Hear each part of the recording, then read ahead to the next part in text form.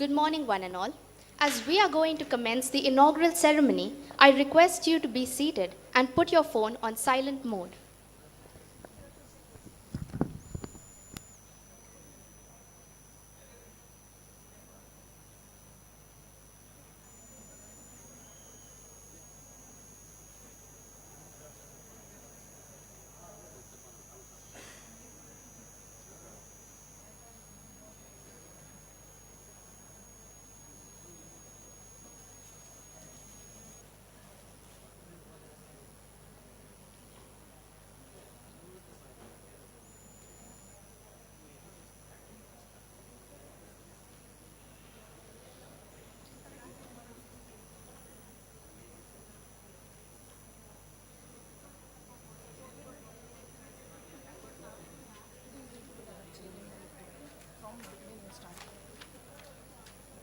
From between you start.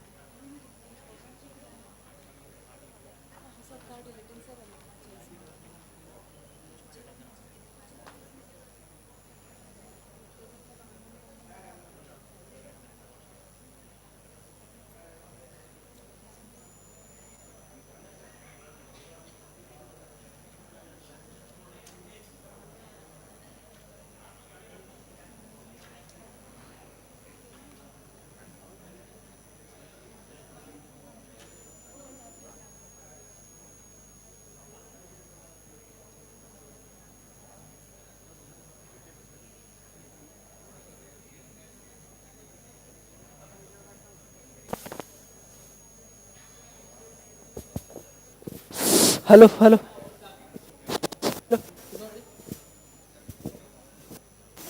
hello, hello, hello,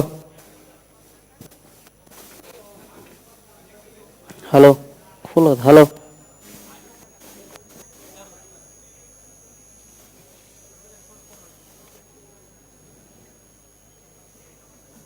hello, hello, hello, hello, hello, hello, hello, hello.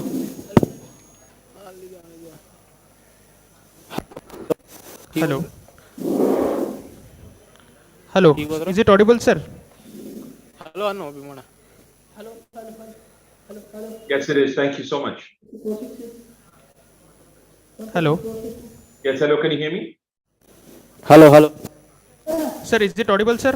Yes, sorry. Thank you.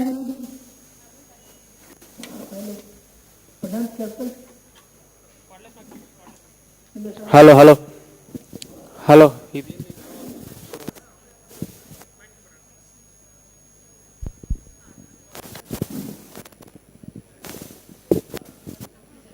Bimona.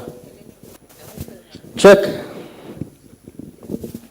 Hello, hello, hello. Check, check. Dr. Z, is it audible? Yes, very audible. Thank you. Yeah, thank you.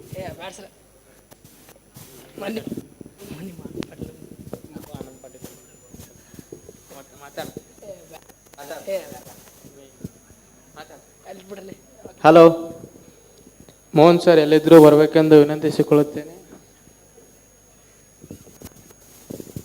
₹500 ದಕ್ಷಿಣ ಇಡಿ sir.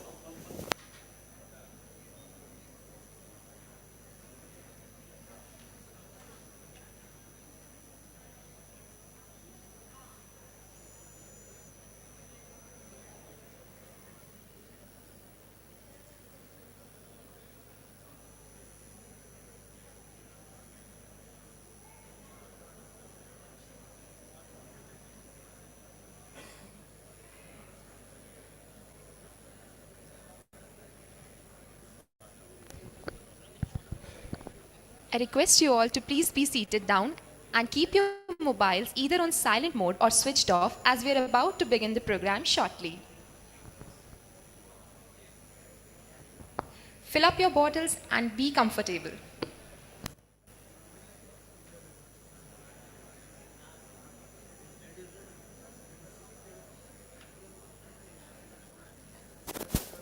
Hello hello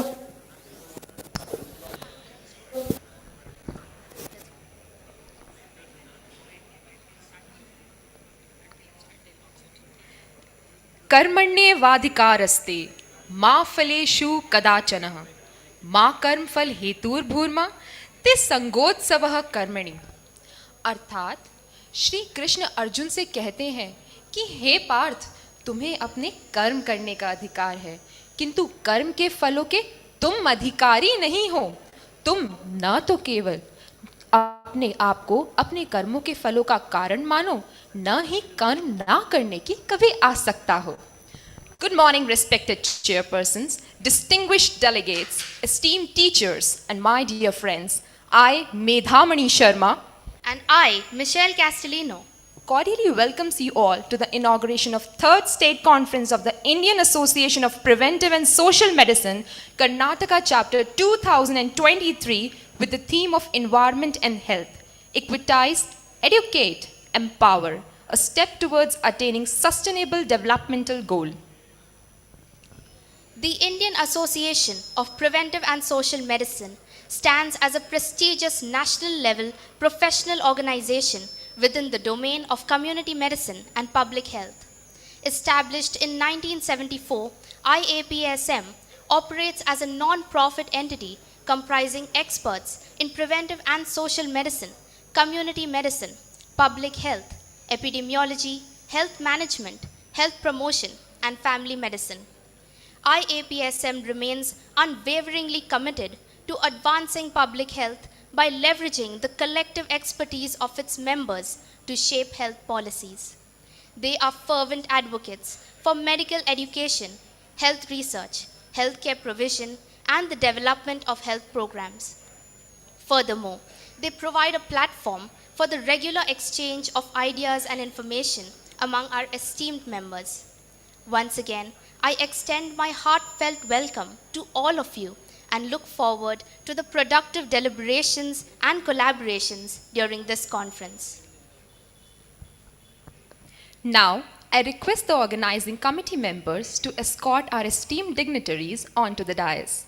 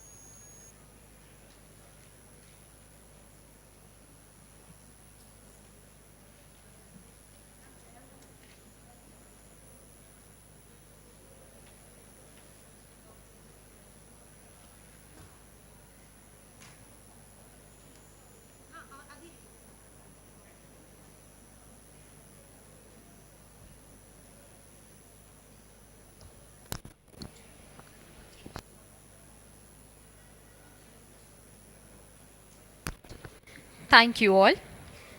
Music is an agreeable harmony for the honor of God and the permissible delights of the soul.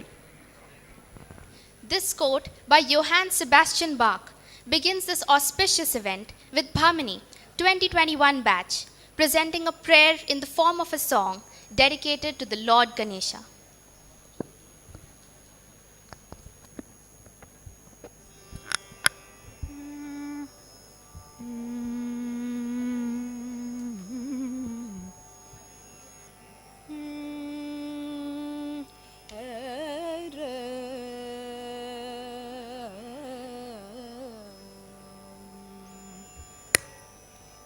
भज मानस विघ्नेश्वर मनीषम्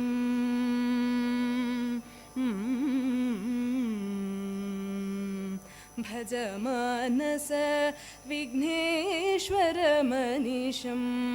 भज मानस विघ्नेश्वरमनिशं भज पूर्वार्पण सदनगणेशं भज मानस विघ्नेश्वरमनिशम्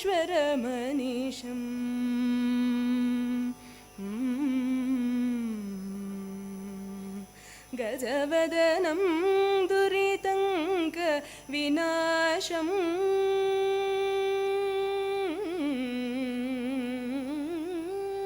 गजवदनं दुरितङ्क विनाशं गजवदनं दुरितङ्क विनाशं गतशमनं शतसूर्यनिकषं गतशमनं शतसूर्यनिकषं भज मानस विघ्नेश्वरमनिशं वरदं जनशरणं भयहरणं वरदं जनशरणं भयहरणं वरमुनिमानस भावविहरणं वरफलरसन रतं भवतरणं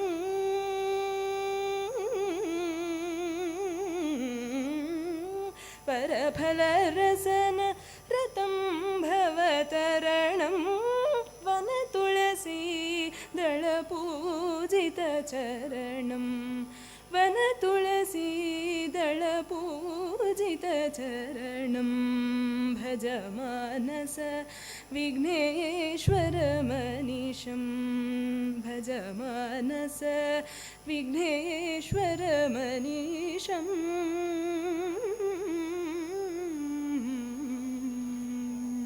अनिशम्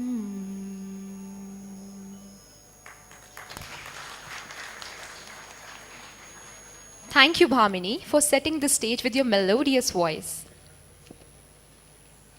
We now like to invite Dr. M.C. Yadvanwar, Professor and Head, Department of Community Medicine and Organizing Co-Chairperson, IAPSM Conference 2023, to address the gathering and welcome our esteemed delegates.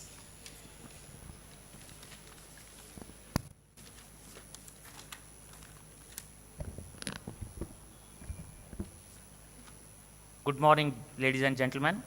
I, Dr. M.C. Advanwar, extend a warm welcome to the third State Conference of Indian Association of Preventive and Social Medicine, Karnataka. Set in a historical rich city renowned for Basavadi Sharna's literary contributions, the conference themed Environment and Health, Equitize, Educate and Empower, a step towards attaining the Sustainable Development Goals, stands as a beacon of knowledge and collaboration on the path to a healthier, more sustainable future. Environment has the paramount importance of promoting well-being across all age groups for holistic development. Shockingly, almost 20% of global deaths are attributed to environmental factors, making a clean and healthy environment crucial for achieving the Sustainable Development Goals. The pursuit of health for all necessities, access to clean air, stable climates, safe water, sanitation, and more, with an unwavering commitment to the highest environmental quality for every living being. Education and empowerment are equally imperative, fostering sustainable behaviors and practices to genuinely attain a healthy environment for all. I am happy to share best wishes from Shri M.B. Patil, Honorable Chancellor of BLDE, deemed to be University, and Minister for Large, Medium Industries and Infrastructure Development in Government of Karnataka. His commendable dedication to environmental conservation, exemplified by initiatives like the Koti Vriksha Abhiyan, serves as an inspiration to all, and I extend my gratitude for his well wishes. In his absentia, Dr. Y.M. Jairaj, Honorable Pro-Chancellor, accepted our invitation to be the chief guest in the peak of the hour. We are grateful to your gesture of kindness, sir. I welcome you, sir. I welcome the guest of honor, Dr. JLLM Birhanu Tafasi, Chief UNICEF Field Office for Andhra Pradesh, Karnataka and Telangana. He is a distinguished surgeon turned public health specialist with 15 years of experience. He will be joining us virtually. I welcome you, sir. I welcome Professor Dr. D. Prabhakaran, Executive Director, Center for Chronic Disease Control, New Delhi, for giving the keynote address at this conference. Your insights and expertise are highly anticipated, and we are honored to have you with us today. I welcome you, sir. I welcome our own Dr. R.S. Mudal, Honorable Vice Chancellor, BLDE deemed to be University, who is also the presiding officer for today's function. Your wisdom and enthusiasm have consistently guided us. I welcome you, sir. I welcome Dr. A.M. Kadri, National IAPSM President, whose unwavering support and guidance are invaluable to us. I welcome you, sir. I welcome Dr. Anna Rao Kulkarni, President-elect National IAPSM, President IAPSM Karnataka State, who is instrumental in granting us the opportunity to organize this conference. I welcome you, sir.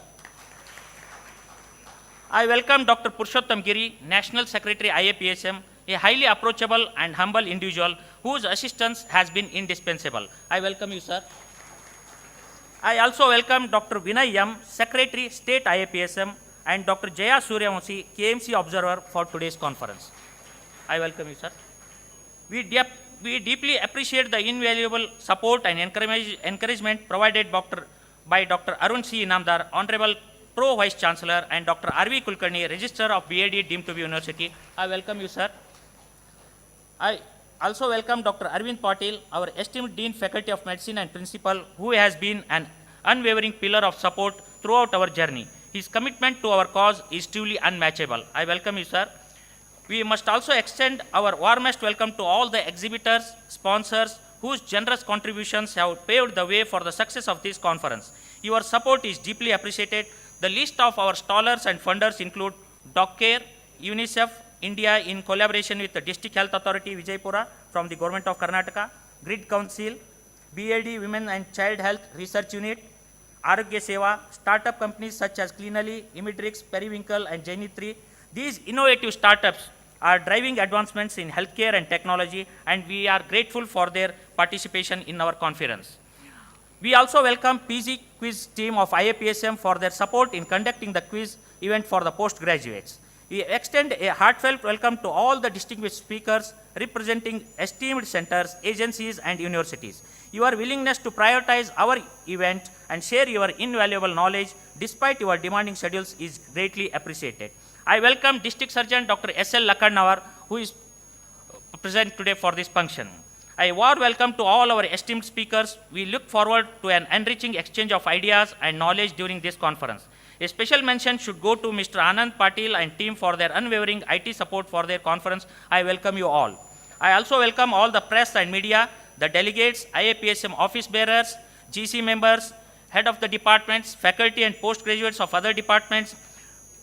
We trust that you will make the most of this conference, benefiting from the scientific sessions led by stalwarts and seizing the opportunities for both oral and poster presentations. Once again, on behalf of our management, administrators, departments, and organizing committee, I extend my warmest welcome to all of you, and I am confident that this conference will be a scientifically enriching with tempting typical Vijayapur cuisine experience for everyone involved.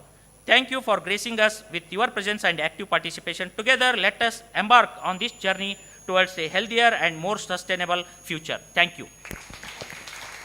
Thank you, sir. We would now like to invite Dr. Shailaja Patil, Professor, Department of Community Medicine and Organizing Chairperson, 3rd State Conference IAPSM Karnataka Chapter, to brief the audience about the conference theme. Respected distinguished dignitaries, guests on and off the dais, and esteemed delegates. It is indeed in my privilege to brief this august gathering about our conference. The theme chosen for this conference, as you already know, is Environment and Health. This theme holds tremendous significance in today's world we live. It is particularly fitting that this theme coincides with the G20 summit theme, Vasudhaiva Kutumbakam, that is, or One Earth, One Family, One Future, hosted by our country. This alignment highlights the global importance of addressing the intricate relationship between the environment and human health. I would like to reiterate here, our Chancellor and BLD Association has several initiatives in conserving environment like Koti Vriksha Abhiyan, where we have aimed to plant 1 crore saplings in this drought prone area, and we have one of the biggest solar plants, and we have most of our buildings self-sustainable with solar panels on the roofs, and in thus we show our commitment in creating a sustainable, healthy future. Throughout this conference, we will engage in thoughtful discussions, share valuable insights, and collaborate on research and initiatives that address the critical issues at the intersection of environment and health. The World Health Organization's flagship initiative, One Health, is a vital step in recognizing the interdependence of human health, environment, and biodiversity. Our theme, Equitize, Educate, Empower, beautifully encapsulates the holistic approach to address the challenges at hand. Equity means it ensures that all individuals have access to the benefits of a healthy environment. And as we know, the hardest hit by the climate change are the low-income countries with vulnerable populations like women, children, and elderly. And thus, sustainable alternatives, and we also know that sustainable alternatives are costly, and we are experiencing it. And we need to find solution to these issues. Education is very important to spread awareness about this interconnectedness of environment and health. And we are proud to say that UNICEF has partnered with District Health Authority, Vijayapura, in conducting this conference.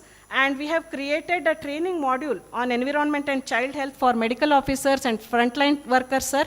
I think I can tell that this is the first training module in the nation to be created, which will be launched later with the Karnataka government's help. And empowering individuals and communities to take meaningful actions to protect environment and promote health. So we are hosting experts throughout these 2 days and resource faculties who are experts in their own field, who have worked, who have evidences to share with us, so that we gain knowledge from them. And various plenary and panel discussions planned over the next 2 days. We plan to prepare a report and submit it to the district authorities and state authorities for essential step in advocating for change and policy later. Sir, if we only talk and if we don't do anything, we felt a little humble. So we took some bold decisions of not providing any plastic bottles for drinking water. And we have given the steel water bottle in everybody's kit, or if we have not provided to someone, please drink from the water points we have provided. And we have also adopted few very good measures like providing cloth bouquets instead of flower bouquets, and the jute bags. You can see our kits, the jute tags, identity tags, and we have tried to lessen our emission in our own way. And we have provided e-souvenir to be downloaded, and we also request our delegates to not to waste food and not to waste water. And with the message of 3 R's, reduce, recycle, and reuse, let us pledge that we change our lifestyle for healthier environment. And we also have organized walkathon sponsored by UNICEF tomorrow morning around 6 in front of the university building, where we plan to take the pledge and do a small walkathon to promote awareness about environment health. All are invited for that.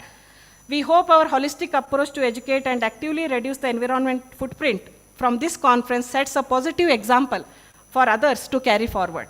I would like to express our sincere appreciation for the wholehearted support extended by our IAPSM office bearers to choose this theme and conduct this conference, sir. Thank you once again. Thank you, ma'am. Now, I would like to invite Dr. M.R. Gurdini, Professor, Department of Community Medicine and Joint Organizing Secretary, IAPSM Conference, to introduce the chief guest of today's function, Dr. Y.M. Jayaraj, Honorable Pro-Chancellor, BLDE deemed to be University. Sir, I also request you to convey the message of our Honorable Chancellor in his absentia. Good morning, everyone. Honorable distinguished on the chair and on the dais, of the dais. It is my honor and privilege to introduce Pro-Chancellor Dr. Y.M. Jayaraj, sir. Sir was a chief advisor for the Honorable Chancellor, Dr. D.Y. Patil, Vijayapura, deemed to be university. He worked as a Vice Chancellor of the Prora Institute of Medical Science, deemed University, Maharashtra, and also served Pro Chancellor at Shri Balaji Vidyapith, Pondicherry, and Prora Institute of Medical Science, Maharashtra. Sir also served as a special officer on a special duty of Quality Assurance Cell of Department of Higher Education, Government of Karnataka for 5 years. He was involved in accreditation of both government and private institutions in India and autonomy of colleges.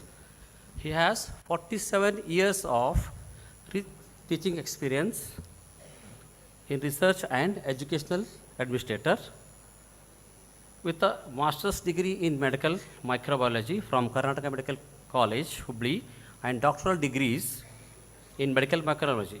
He has served Gulbarga University for 35 years. He has guided various students for PhD and MPhil. Sir is a member of BOM and AC in several universities. He was actively involved in the drafting new NAC manual for health science universities and colleges and present manual for AQAR. He has conducted more than 500 national seminars, symposia, workshops, conferences throughout the India. He is even now involved in the aspects of related quality assurance and good governance in higher education. It has committed himself for a quality in higher education.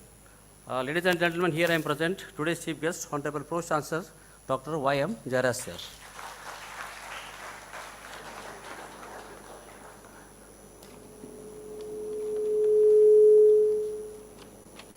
Next, I am here to present wishes by Honorable Chancellor Shri M.B. Patil ji.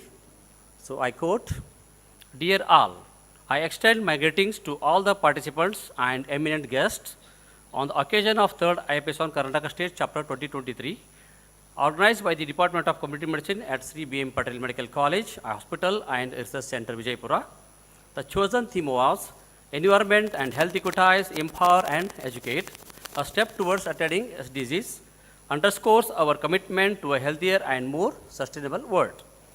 Vijayapura, with its rich cultural heritage and vibrant community, provides fitting backdrop of discussions on the intersection of environment and health.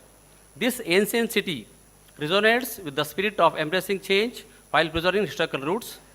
The confluence of diverse ideas and perspectives during the conference mirrors the essence of Vijayapura itself, a place where tradition and innovation harmoniously coexist.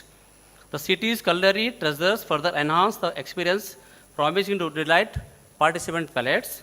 I encourage each attendee to immerse themselves in this symphony of knowledge and flavor, celebrating health, environment, and Vijayapur's unique essence.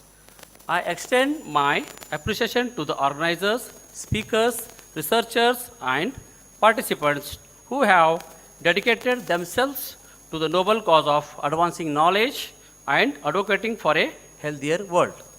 Let us use this platform to inspire change, forgive connections, and initiate actions that will lead to us towards a more equitable and sustainable futures. With best regards, then, and I unquote, Shri M.B. Patil, Chancellor, BLDE Deemed University, and Minister for Large and Medium Industries and Infrastructure Development, Government of Karnataka. Thank you. Thank you, sir. We need to keep this in our mind that we are not the owners of this planet. We have borrowed this from our ancestors and we have to return it in the best of its kind to its future generation. Now, I would like to invite Dr. M.C. Yadvanwar, Professor and Head, Department of Community Medicine, to present a bouquet to Dr. Y.M. Jayaraj, Honorable Pro-Chancellor, BLDE deemed to be University.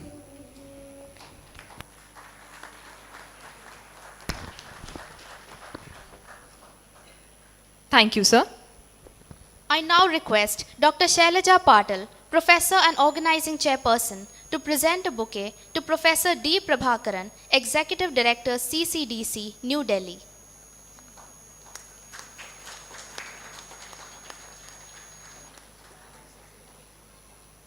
Thank you, ma'am. I would like to invite Dr. Rekha Udgiri, Professor and Organizing Secretary, to present a bouquet to Dr. R.S. Modhol, Honorable Vice Chancellor, BLDE deemed to be University.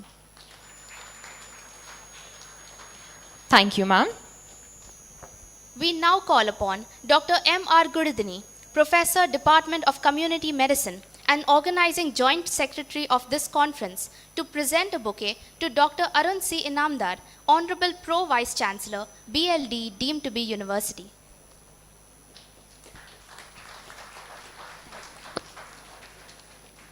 Thank you, sir. I invite Dr. Praveen Ganganhalli, Associate Professor, Department of Community Medicine, to offer a bouquet to Dr. A.M. Kadri, National President, IAPSM.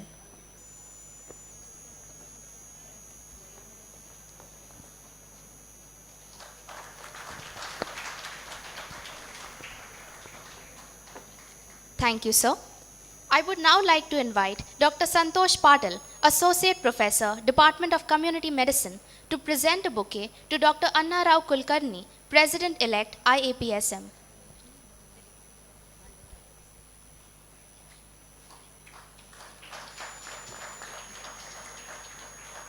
Thank you, sir. We now call upon Dr. Chandrika Dodihal, Associate Professor, Department of Community Medicine, to present a bouquet to Dr. Purushottam Giri, Secretary General, IAPSM.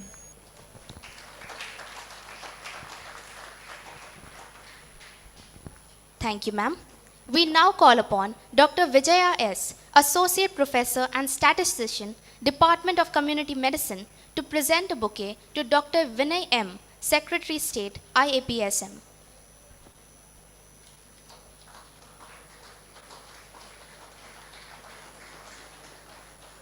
Thank you, ma'am. I would like to request Dr. Tanuja Patankar, Associate Professor, Department of Community Medicine, to present a bouquet to Dr. Jaya Suryavanshi, KMC Observer, for this conference.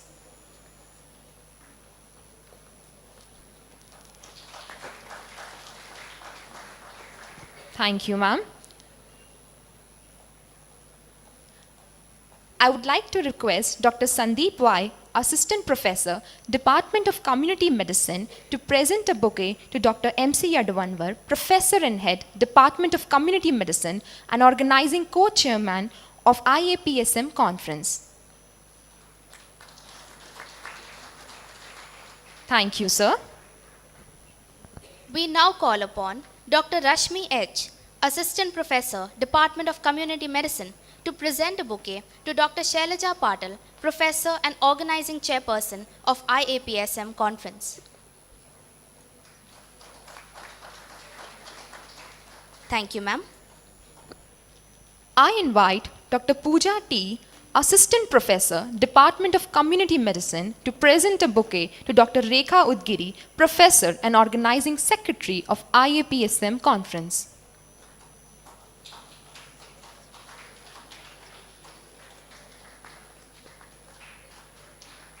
Thank you, ma'am. We request Mr. Murgesh Math, Statistician, Department of Community Medicine, to present a bouquet to Dr. M.R. Gudidini, Professor and Joint Organizing Secretary, IAPSM Conference.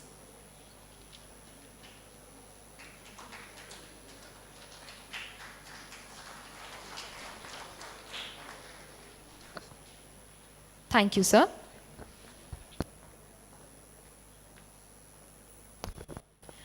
Vakratunda महाकाय सूर्यकोटि समप्रभ निर्विघ्नं कुरु मे देव सर्वकार्येषु सर्वदा. The lighting of the lamp ceremony is not only an act of illumination, but also a representation of the triumph of knowledge over ignorance. May this lamp illuminate our path and guide us towards the light of truth. I would like to invite all our esteemed delegates on the dais to step forward and light the lamp on this auspicious occasion.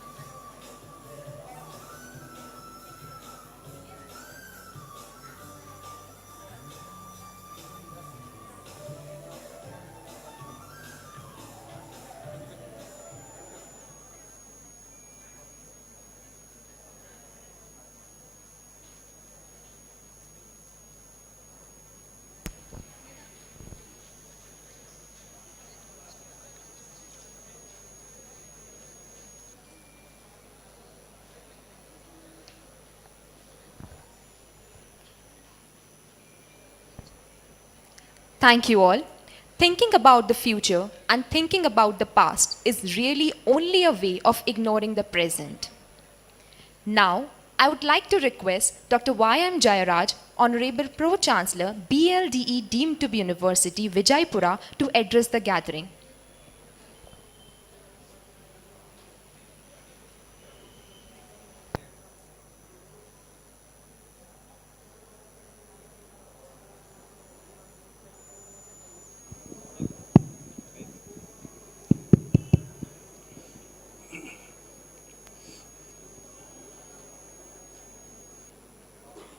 Honorable Vice Chancellor of BLDE deemed to be University, Dr. Mudol sir, the President and President-elect and office bearers of Indian Association of Preventive and Social Medicine, office bearers of Indian Association of Preventive and Social Medicine, Karnataka chapter, Dr. Prabhakaran, invited resource persons, my dear staff members, delegates and students.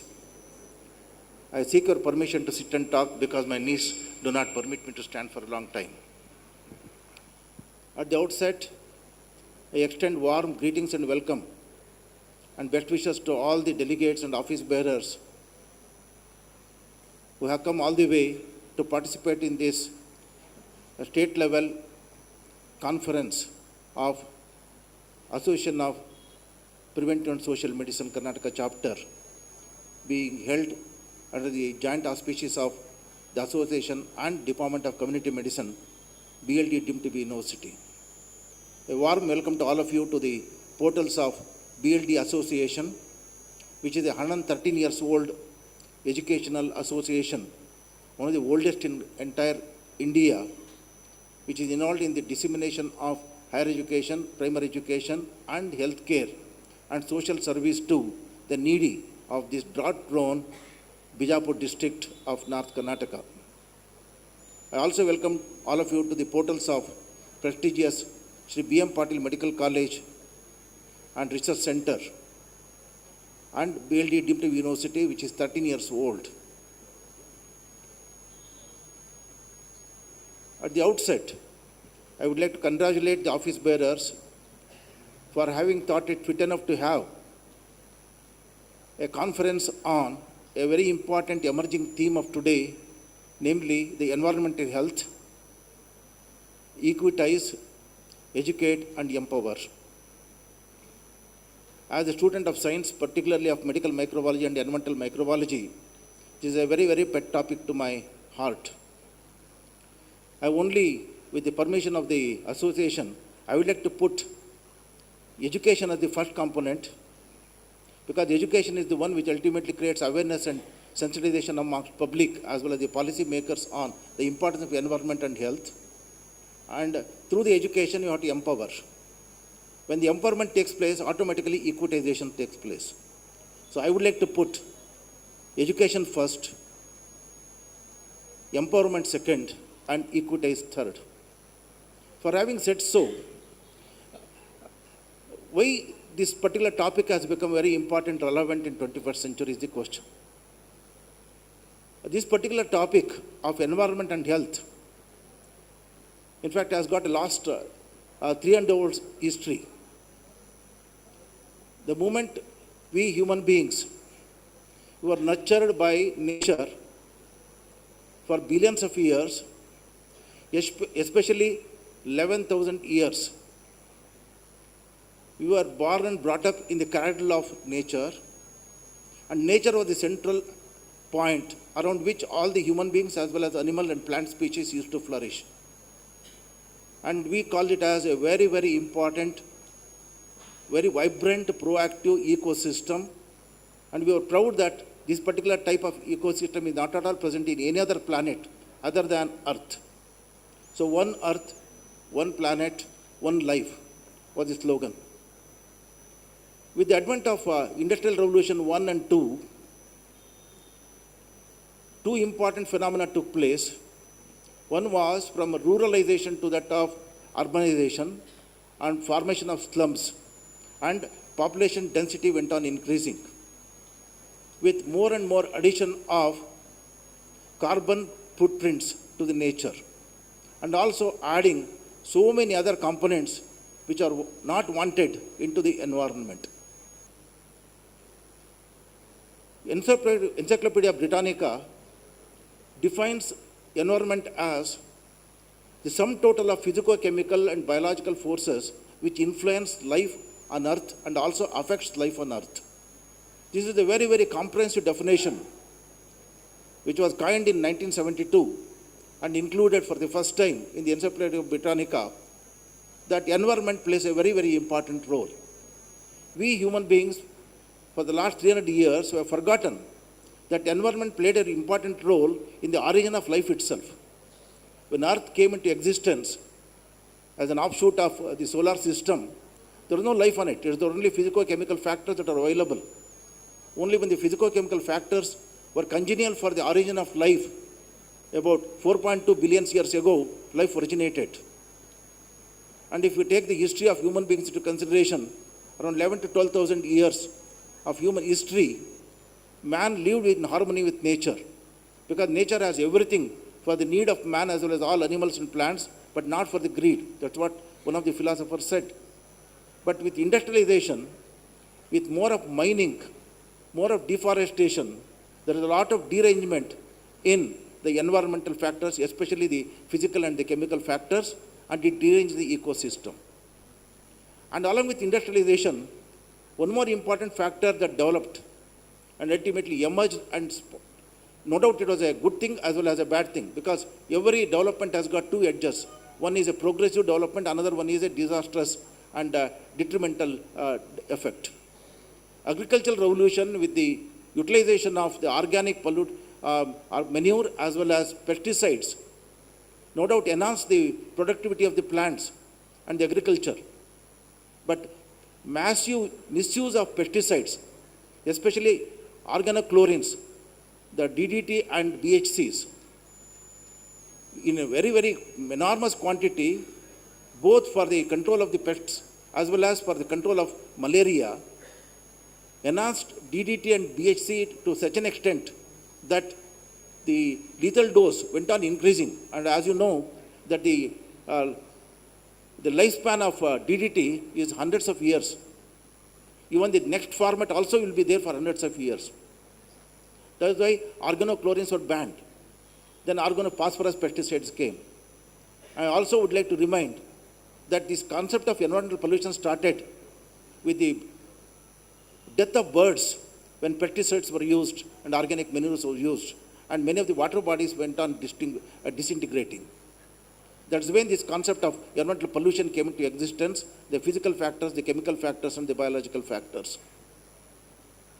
Thus, WHO, realizing the importance of this deranged environment to that of health, they for the first time in 1989 brought this concept of environmental health in one of the global documents of UNO.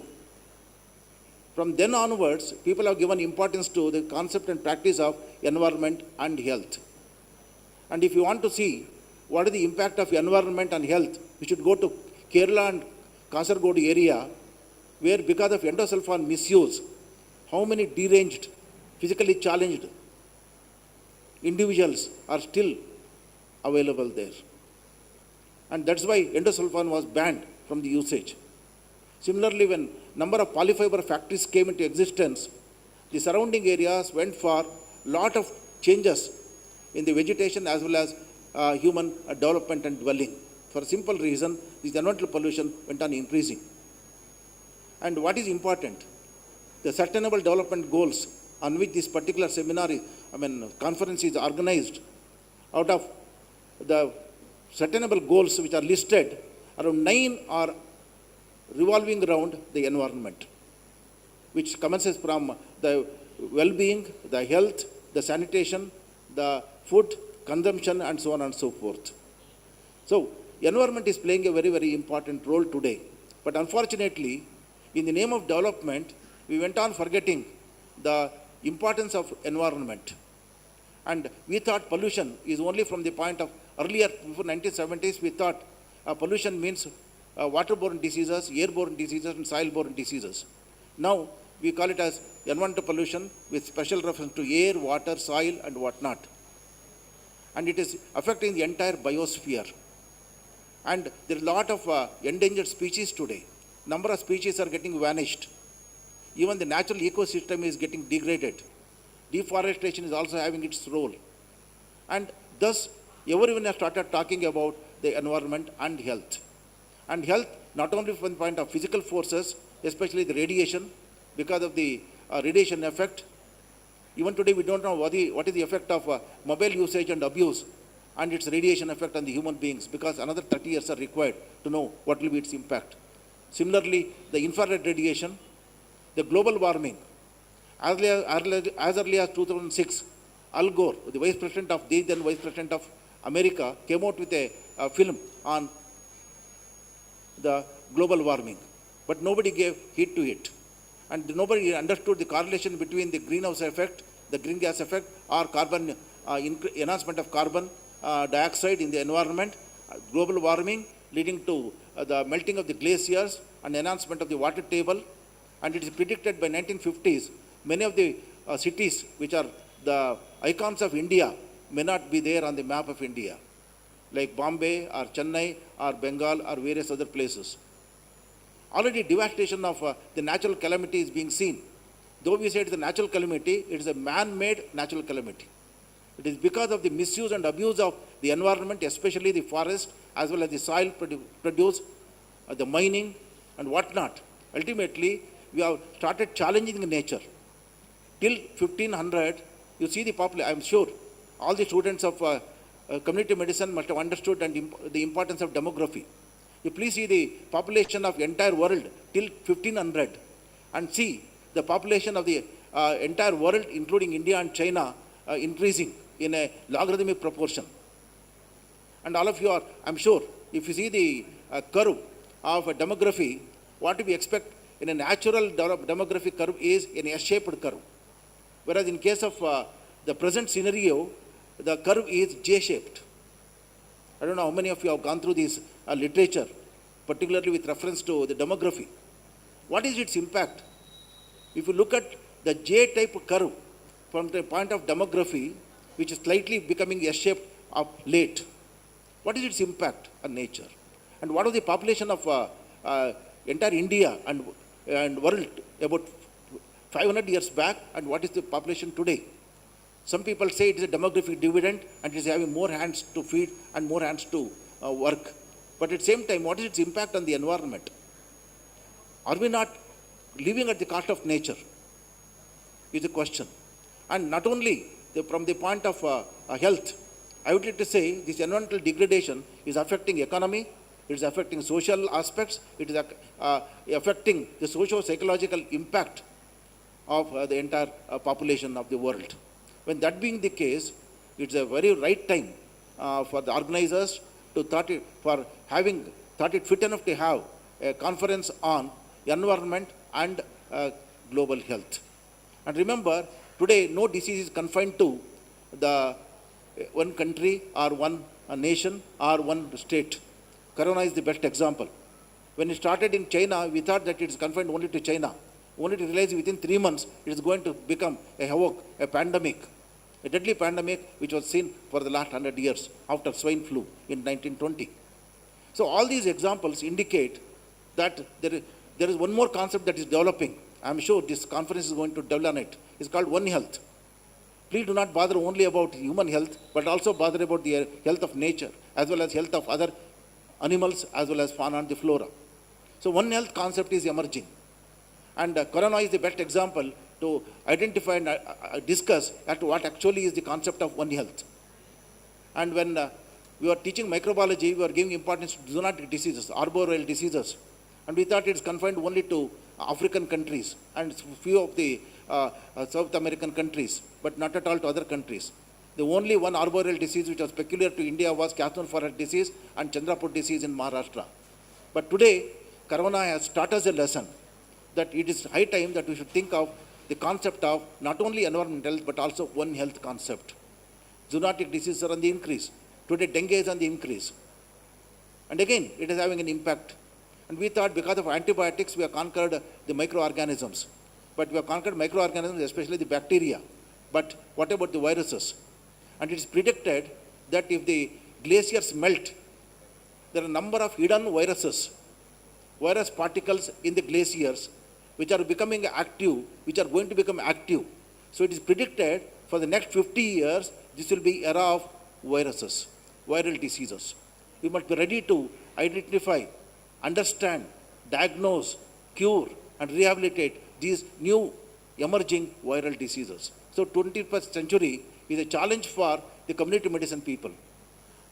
Thanks to the vaccinations, fathers of vaccinations, we have conquered good number of viral and bacterial diseases, and hence we have reduced the mortality and morbidity of mother and the child, and also we are saving a good number of individuals. But what about the emerging diseases? And if that is one case, the second important component is the lifestyle disorders, which is mainly again because of the faulty food habits, again a concept of environment. And National Institute of Nutrition in 1984 came out with a report saying that all the food ingredients which are sold in India, including mother's milk, which is available in milk bank, is having the pesticide component in it. You can indicate to that extent that pollution is getting into our life and living. And no one is free from these pollutants. So I am reminded of a vachana of Basaveshwara. Those who understand Kannada, first I will tell it in Kannada, then I will tell it in English and then end my words. ಒಲೆ ಹತ್ತಿ ಉರಿದಡೆ ನಿಲ್ಲಬಹುದು, ದರೆ ಹತ್ತಿ ಉರಿದಡೆ ನಿಲ್ಲಲಾಗದು, ಏರಿ ನೀರೊಂಬುಡೆ, ಬೇಲಿ ಹೊಲವ ಮೇದೊಡೆ, ನಾರಿ ತನ್ನ ಮನೆಯಲ್ಲಿ ಕಳುವಡೆ, ತಾಯ ಮಲವಾಲು ನಂಜಾದೊಡೆ, ಇನ್ನಾರಿಗೆ ದೂರಲಿ Kudala Sangama Deva. In other words, if the oven is burning, I can stand. If the entire earth is going to burn, we cannot stand. We are in that situation today. If the tank bund itself sucks the water, and where is the water body? And if the fence that is meant to protect the plant, if it only eats the entire plant and graze it, and where is the farmland? And if the person in the house itself steals everything from the house itself, and if the mother's milk is going to be contaminated with poison, to whom I should give a complaint, my Lord? This is one of the stanzas of Basavana, the Sharana of this particular land, which ultimately summarizes to what extent we have gone far. We have not only lit the fire of the oven, we have lit the fire for the entire planet. And we have polluted every aspect, the air, the water, the soil. Remember, for the formation of 1 inch of soil, it requires 600 years. As a medical microbiologist and environmental science student, I have the data to say, for the formation of 1 inch of fertile soil, it requires 600 years. But because of deforestation, lot of fertile sand is getting into oceans. And because of carbon dioxide, greenhouse effect, glaciers are melting. So look at the paradox that is happening. We want development on one side. Development at what cost? Development at the cost of human suffering, development at the cost of human existence, development at the cost of nature. It is a question to be pondered about. Should we choose development, modernity, at the cost of nature? So there is one more aspect that I wish all the persons who are sitting over here to ponder over. So somewhere you have to strike a balance between the nature and the human the activity. Till 1500, as I told you, nature was the center of activity. From 15th century, even now, man has become the center of activity. In Australia, in 1990s, they opened a zoo. And in that zoo, they kept all the wild animals that are available in South America as well as in African countries. All deadly animals, poisonous animals, and cruel animals were kept in the cage and they were showcased. And there was a board. That board said, if you want to see the most cruelest animal on earth, please go this way. So everyone used to go there. And when they used to go there, there was nothing except a mirror there. And in that mirror, the person was seeing himself, and the title said, the most cruel animal on earth. that summarizes who is destroying the environment today. So it's not just sufficient that we speak only of environment and health and ultimately correlate and ultimately say that we are doing something. We are proving only for what is known as control. We have forgotten the two important concepts of WHO, namely promotion and prevention. Until we give importance to the promotion and prevention, probably the portrait will not forgive us. As the comparer just now said, we have got this particular planet from our forefathers, we have to hand it over to the next generation. And if you don't hand it over, the planet, the earth, Mother Earth, in the same way, as a vibrant Vasundhara, back to our next generation, probably the posterity will not forgive us. So let us hope that wisdom will dawn on us. We will strike a balance between the development, modernity, and environment, and ensure that the sustainable development goals. Sustainable development means live and let live. Vasudhaiva Kutumbakam. We should live, we should let others also live. Not just other human beings, but all animal species. Today, number of good birds which we used to see have disappeared. Sparrows. And where is other birds? Where are they? And we are living in an artificial environment. And Shri Patil said, we are avoiding plastic. So I am thankful to her that she has given the stainless steel bottles. But the funniest part is, she said the cloth, what is it? Coat bouquet, but it is covered with plastic. So what I'm trying to say is, somewhere we forget. And even if a plastic bottle is used, the thickness of it is more. Whereas the plastic that is used here, the thickness, it can be swallowed by an animal. And recently, one whale was taken out. And in that body of the whale, equivalent to the weight of that whale was the plastic bottles and plastic garbage. So what I'm trying to say is, plastic has become a menace. But how to avoid it in practice is the more important component. I'm sure the delegates, the experts, and the resource persons who are gathered here will speak more on the environment, sustainable development, with special reference to how to preserve the environment, how to preserve the nature, and let us go for this entire concept of G20, namely Vasudhaiva Kutumbakam, namely live and let live. With these few words, I am thankful to organizers for having called me at the last minute to be the chief guest here. I am happy to deputize on behalf of our Honorable Chancellor and President of BLDE Association, Dr. M.B. Patil sir, who himself is an environmentalist. He is known as Koti Ruksha Abhiyan hero. And he is also known as modern Bhagirath of Vijayapura, because it was a barren land. Because of his efforts for 5 years as Minister of Water Resources, he has brought water to all the areas, and thus there is livelihood enhancement, there is good forestry, good agriculture, good horticulture in this particular environment, which has stopped migration of the people. It is bringing the life to the soil, it is bringing life to the people who are staying here. With these few words, I'm sure Vijayapura will become an iconic place to study from the point of environment, because we have got good eco water bodies, namely the Almaty Dam, the Basavasagar Dam, and many of the rivers were flowing here. Remember, many of the rivers are in the process of extinction. I forgot to tell you, eutrophication is one of the deadliest processes that is happening. That is nothing but progressive deterioration of water bodies. Bangalore is known for about 50 to 60 water tanks, but today only 4 or 5 water tanks are there in Bangalore. Similarly, you take any village for that matter, but thanks to our M.B. Patil sir, he has brought a concept of what is known as refilling and reprocessing of water to all water bodies. It is because of this, Vijayapura is definitely giving importance to the sustainable development. The only point is, people are using more of pesticides to get better grapes. Again, we have to educate our people not to use pesticides, particularly to get better grape yield. So this is where environmental education becomes important. That's why I said the concept should be educate, empower, and then equitize. With these few words, I'm very much thankful to all of you for the patient listening. I thank the organizers for having given me this opportunity at the last minute to be amongst you to share some of the stray thoughts. Thank you very much for the patient listening. Thank you, sir. Your words reminded us of a famous quote by Mahatma Gandhi. Earth provides enough to satisfy every man's need, but not every man's greed. As you have rightly said, sir, we are at the brink of destroying our environment from global warming to the increase in the number of critically endangered organisms. So let us pledge to save our environment today. Once again, I thank you, sir. Moving on, I request Dr. M.R. Gurdini, Professor and Joint Organizing Secretary, to present a memento to Dr. Y.M. Jairaj.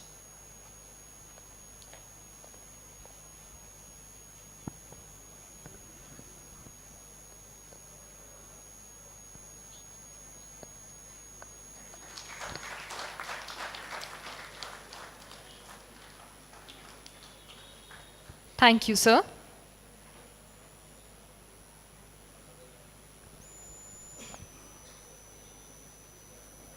I would now like to invite Dr. A.M. Kadri, National President IAPSM, who has graced us with his presence to say a few words to enthrall the conference.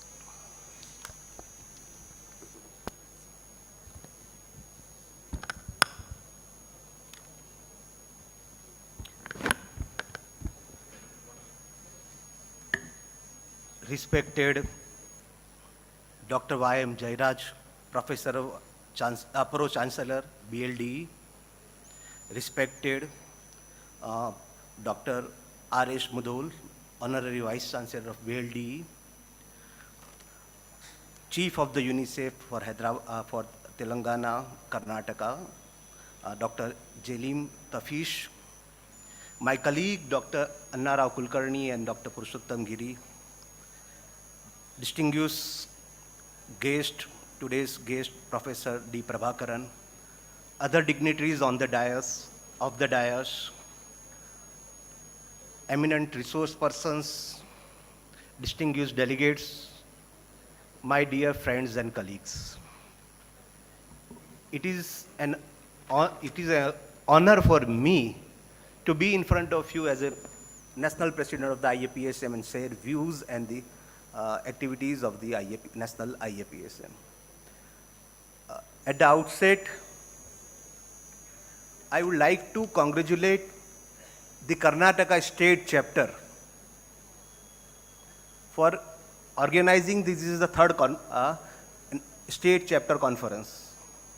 When I had taken over as a Secretary General of the IAPSM, in fact, there are few states which were not having the state chapter. Karnataka was among them.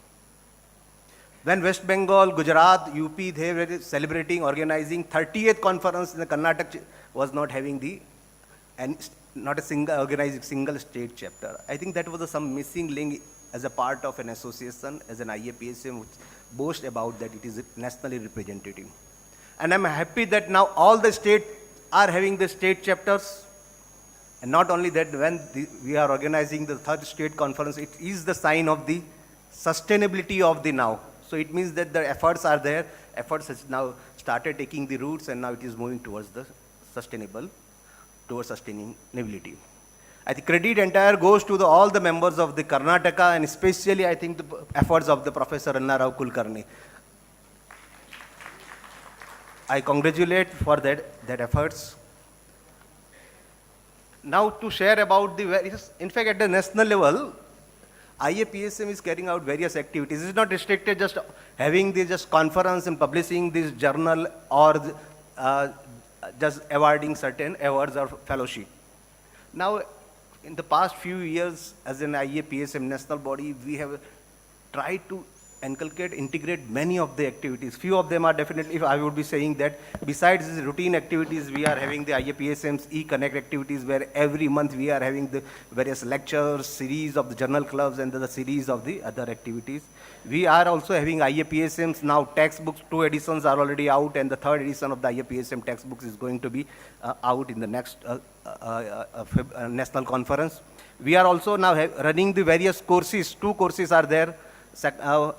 Online e-courses are there. So 2 courses this year will be already 1 course is going on, and another course is going to be launched. So, and few more courses of the 5 or 6 courses are under the pipeline, and we are thinking that we will be, this year also will be having these courses also will be having. Besides that, the IAPSM as the IAPSM now we wish to come out with various positions paper on different type public health issues, and many committees are there who are working on developing this positions paper. Also, these committees are working for carrying out the various national level consultations or the round table, so that as an IAPSM we can churn out and can have present our policy brief or views with the policy makers and the guiding directives to the members of the IAPSM. In fact, this year we are also celebrating the 50th year of the IAPSM, and as a part of Golden Jubilee, we have developed an action plan and numerous activities we are carrying out. And we have started with a bang, I would be saying, with the support of all of you on the 7th of the April of this year.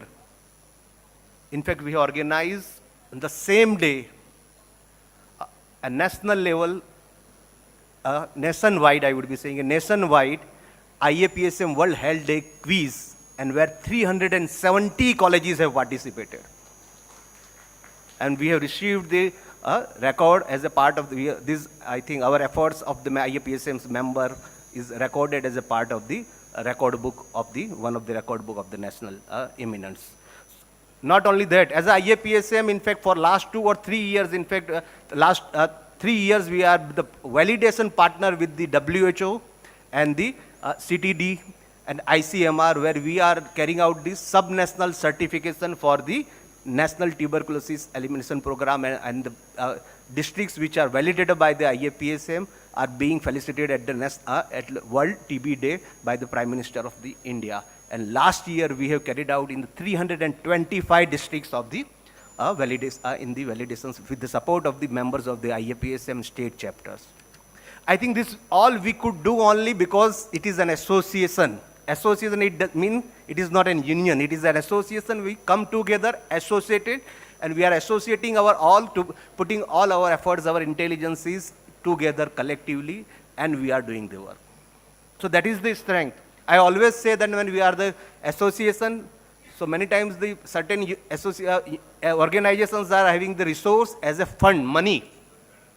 When it comes to such types of the professional associations, we are also rich not in the resource, money I would be saying, but we are rich in terms of the human resource, which are having the tremendous intellectual capitals, I would be saying. These capitals we have to tap as an association. It could be possible only if we come together. And that's why, in fact, when I come all the way from the national level to meet you, so not only just I come over here to brief about the various activities being carried out under the IAPSM aegis, but also I will come over here to invite you, request you to join the hands of with the IAPSM, national IAPSM, state chapters of the IAPSM. Give your strength, share your intellectual inputs, so that together we can make the difference in the landscape of the public health. So kindly, please join with the association. Along with that, I also would like to take an opportunity besides as an association, because many of the HODs are coming into the state, state chapters and national level conferences. And when HODs are specifically when I am talking about, so because these are the department where our young generations are minds and and the personalities and of our young buddies are IAPSMs, the community medicines are shaped. So as it is our responsibility as the seniors and the HODs of the community medicine department, we should create an opportunity, various opportunities in the department, because conventionally in surgical department, in internal medicine department, automatically the patient will come and they will be having the opportunity of the learning. But our community medicine department is not having such types of the natural inflow set that the community medicine students will be learning it. So as a leader of the department, you have to take the responsibility and consciously make the efforts to bring in such types of the opportunities. Try to be associated with the various public health activities of it may be the district health, local district or the corporations, local primary health care, or the state government department, public health department. Try to be associated with such types of the various activities. For example, surveillance, just in the morning it was talked about. Try to be associated this and try to bring in the different projects and the activities in the department, so that our community medicine, young community medicine will get the opportunity to learn about the community medicine. Otherwise, just bookish learning won't be sufficient to make them really an expert and proficient in the subject. Also, I take an opportunity because many young buddies are there over here. I would like to give a message to these young buddies who are pursuing their community medicine or just recently passed out the community medicine. I know that in the community medicine subjects, now over the period of time, previously it was used to be last choice. But over the period of time, definitely things have changed. Though it has not become the first choice, but definitely it is now figuring as the second or the third choice. And if it is your second, third choice or fourth choice may be there. But we know that in the life there are two types of the marriages in Indian culture. One is that first we fall in love and then getting marriage. Second thing, we are getting married and fall in love. So now already you have married to the subject. I always say that it is many times easier to change your spouse but very difficult to change your profession with the passing time. So try to learn it. Try to be the proficient in our subject. Otherwise, it is definitely, I will be saying that the unfaithfulness when you are pursuing this course. I take an opportunity to share views of my father in this, this point of a time. He never forced me to pursue any profession. His philosophy is very simple. My son can take up any profession he wishes to. Only my expectation is that whatever he be the painter or he be the carpenter. Whatever he be, but he should be an excellent, world class in that field. So you may be the cardiologist, you may become the physicians, or you may be the community medicine. If you are excellent in your field, definitely you are definitely nothing to be thought about that this subject is superior or this subject is inferior to the.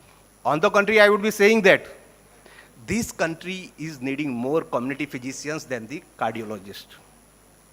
And the example is there, in fact, our today's eminent speaker is there. He is the cardiologist, but he knows that the country requires the community medicine. So in spite of that, he is having that, his skills that he thought about, that his energy and his intelligence should be diverted for the betterment of the community.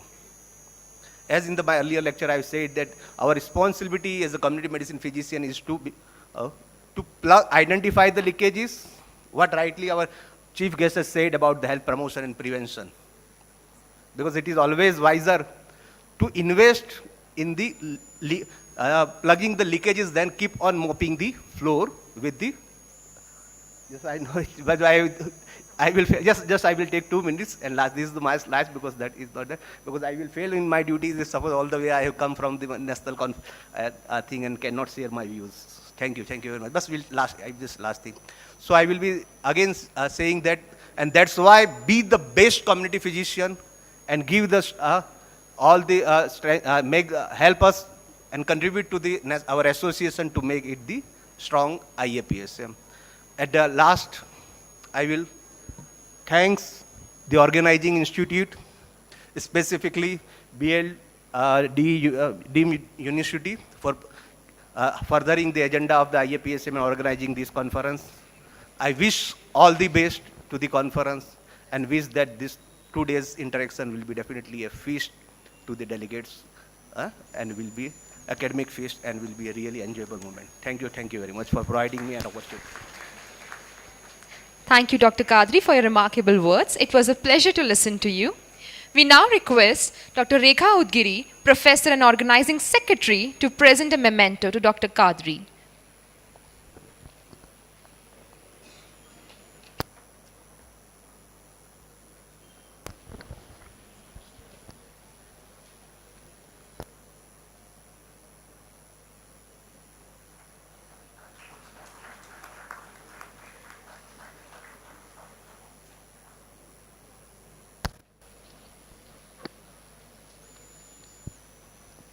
Thank you, ma'am. I now request Dr. Tanuja Patankar, Assistant Professor, Department of Community Medicine, to introduce today's guest, Dr. Zalalam Tafis, Chief UNICEF Field Office, for the states of Karnataka, Andhra Pradesh, and Telangana.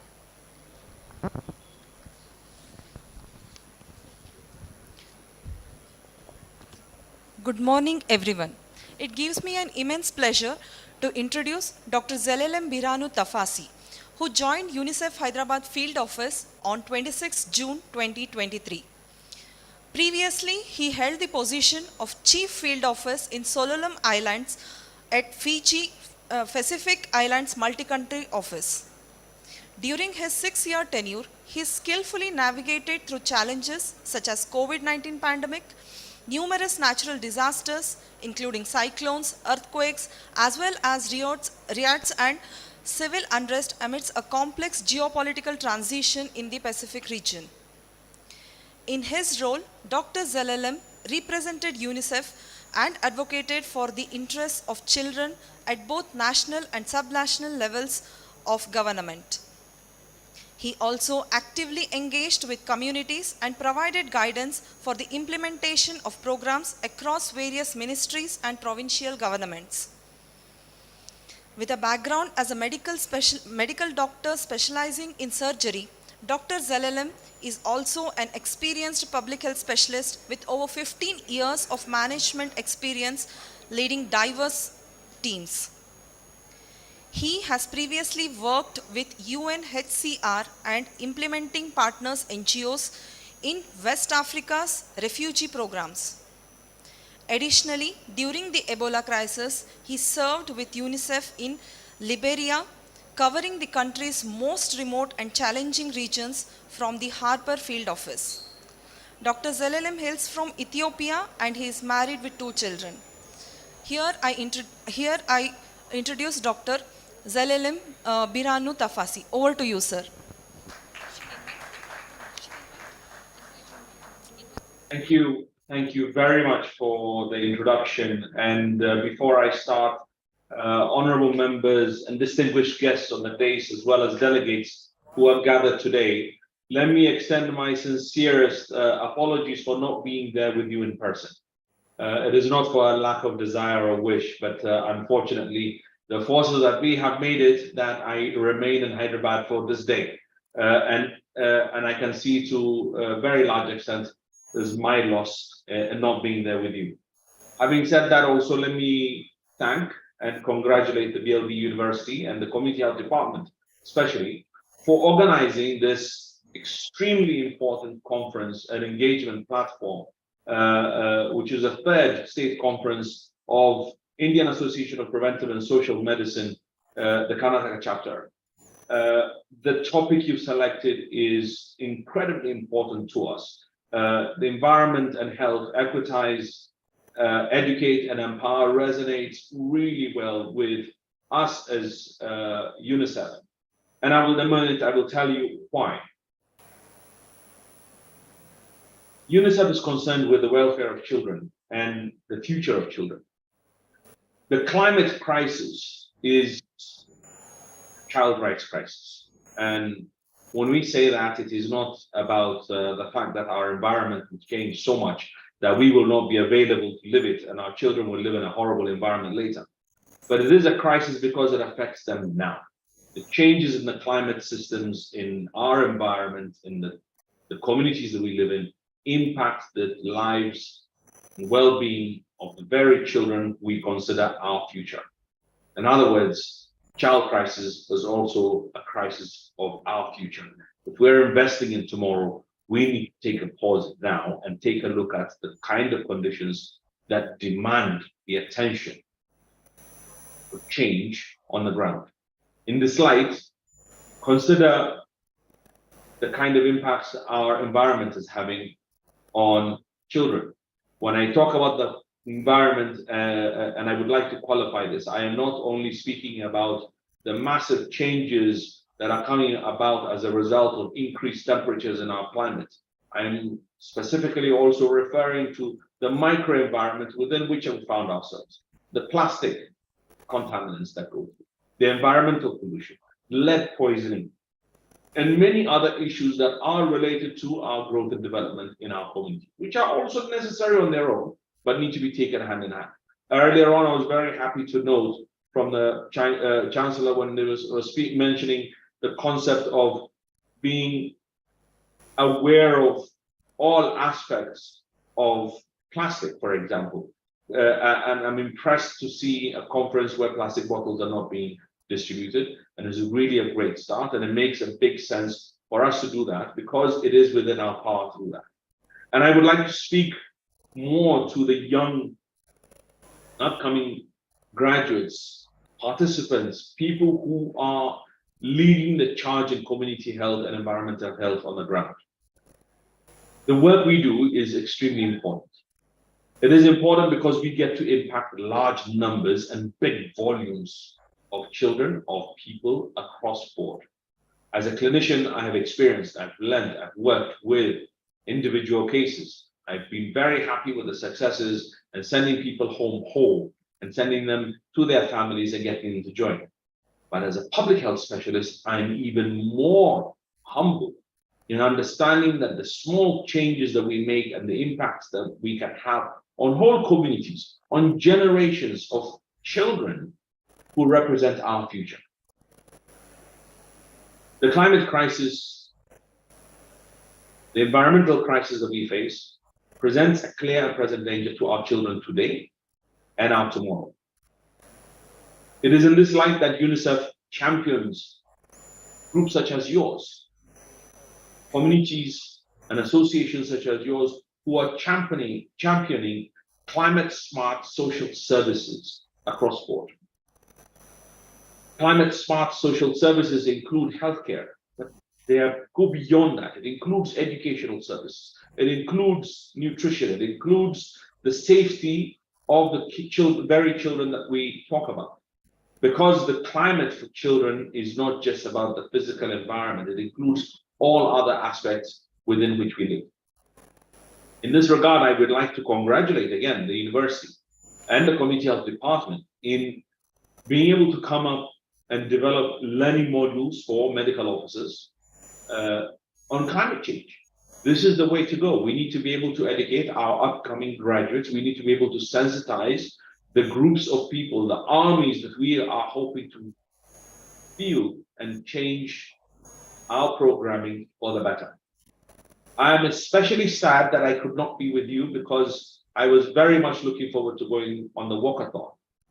That walkathon will demonstrate that the highfalutin language that is associated with climate change and climate activism really is embedded in practical engagement on the ground through planting trees, greening our environment, maintaining a harmonious relationship with the climate and the planet that we live on. All of us gathered today inherited a planet that was passed down through generations. One of the speakers earlier mentioned that we do not own the land we live on, and that is absolutely correct.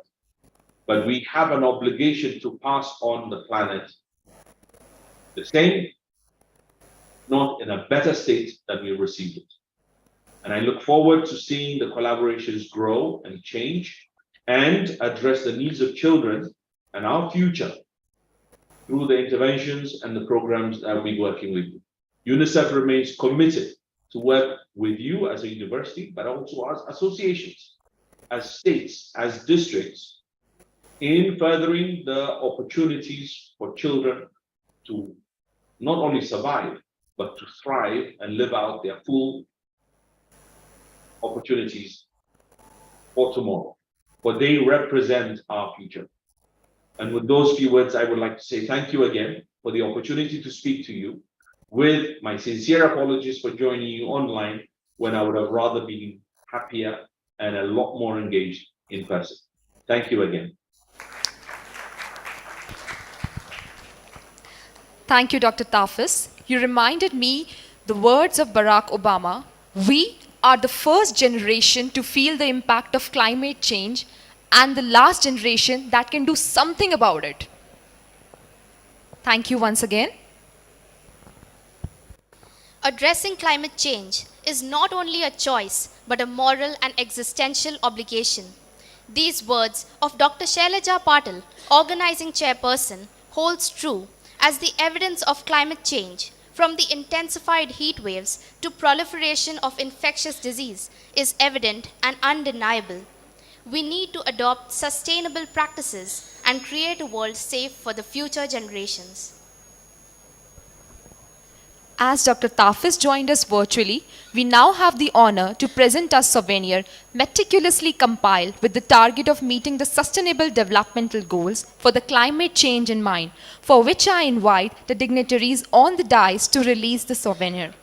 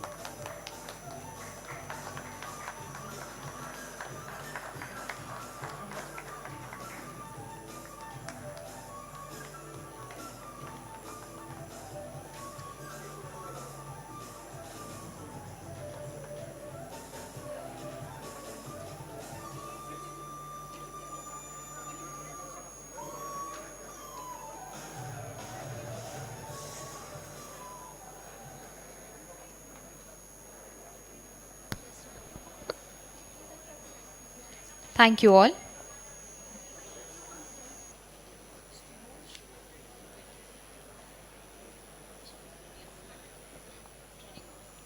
Now, I request all the dignitaries to release the training module on environment and child health, which is supported by UNICEF. The module is the first of its kind in the country, which has been developed by our own Faculty of Community Medicine. The module aims to train the medical officers and frontline workers on lead exposure, heat stress, and indoor air pollution on child health.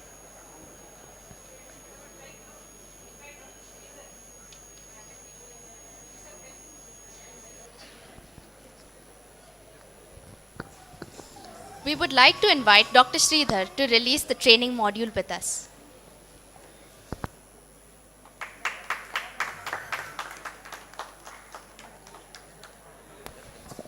Dr. Sridhar is a health specialist at UNICEF. We welcome you, sir.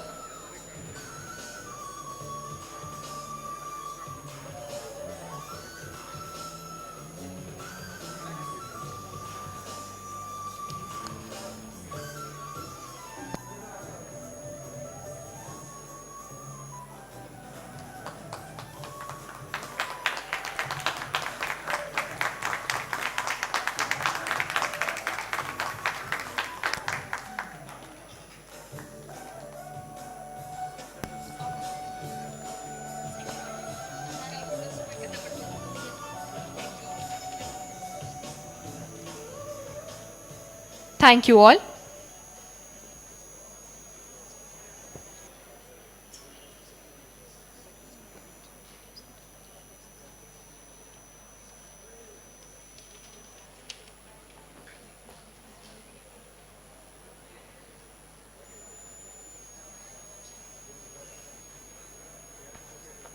We now invite Dr. Anna Rao Kulkarni, President-elect IAPSM, to address the gathering with his priceless words.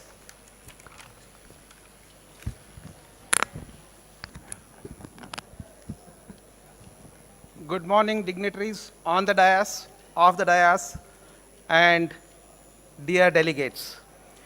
It gives me immense pleasure to be standing in front of you in this third conference of IAPSM Karnataka State Chapter. I am glad to inform you that all the three conferences were held under my presidency.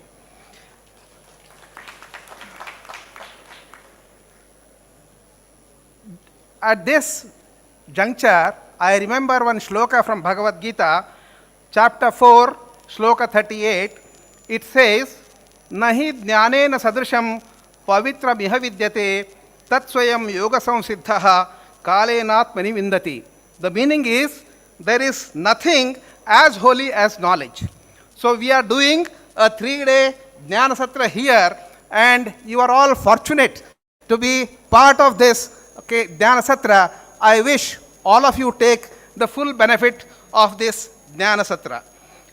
We are doing the theme of this conference, it has been mentioned several times, but I want to again re-emphasize that I must congratulate and compliment Yadavan and Shailaja Patil and her entire team for choosing this wonderful theme, which is most important but most neglected. So thank you very much for choosing this. The environment is a major determinant of health, estimated to account for about 20% of all deaths in the whole world. A clean and healthy environment is required to achieve sustainable development goals. Clean air, a stable climate, adequate water, sanitation and hygiene, sound agricultural practices, health supportive cities are all required for health for all. Climate change is the biggest health threat facing humanity today. Climate change affects the social and environmental determinants of health like clean air, safe drinking water, sufficient food, and secure shelter. Areas with weak health infrastructure are the most affected. Now again, the third assessment report of the Intergovernmental Panel on Climate Change states that there is a new and stronger evidence that most of the warming observed over the last 50 years is likely to be attributable to human activities, most importantly, the release of greenhouse gases. Again, I remember one more shloka from Bhagavad Gita, chapter 3, shloka 14, which says, Annad bhavanti bhutani parjanyad anna sambhavaha yajnad bhavati parjanyo yajnah karma samudbhavaha. How nicely they have linked 5,000 years back and what is relevant even today. What they say is, Annad bhavanti bhutani. All living beings, not human beings alone, all living beings require food. Okay? From where to get food then? Everybody requires food. From where to get food? Parjanyad anna sambhavaha. All food, directly or indirectly, depends on water, and the main source of water is rain. Yajnad bhavati parjanyo. How to get rain? Yajnad bhavati parjanyo. In olden days, they used to make yajna to get rainwater. Even today, some places, they are doing two yajnas, particularly Sankirtana yajna and Parjanya yajna. So, I will talk about this yajna little while. Yajna bhavati parjanyo, yajna karma samudbhavaha. What is yajna now? We don't want to do those yajnas. For all of us, common people, karma samudbhavaha, whatever activities we are doing for our livelihood, that is the karma for us. So don't do any karma which destroys the environment. So that is the message Bhagavad Gita gave us 5,000 years back. The scientists today are emphasizing that whatever is said is true.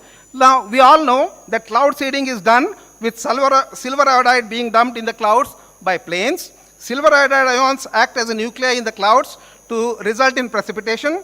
The same scientists stated that the ground seeding of clouds by vapors is possible by burning silver iodide on the ground also. So they also stated that the burning of certain types of herbs which was used in these two yajnas which I quoted have the similar effect. That means we must do whatever activities are conducive for the environment, and whatever activities are harmful should not be done in our activities. That is the message Bhagavad Gita gives us. And here, I think we are bordering Maharashtra. I would like to conclude by saying one shloka from Samartha Ramadas. He says, Vadani kavala kheta namakhya srihariche sahaja havana hote namagheta fukache jivana kari jivitva anna he purna brahma udara bharana no he janije yajna karma. See, whatever we are doing, in Kannada ನಾವು ಹೇಳ್ತೀವಲ್ಲ, ಎಲ್ಲ ಮಾಡ್ತಾ ಇರೋದು ಚೋಟ್ ಹೊಟ್ಟೆಗಾಗಿ ಗೇಣು ಬಟ್ಟೆಗಾಗಿ. So don't do any activity, for this chota hotte genu batte that destroys the environment. Thank you very much.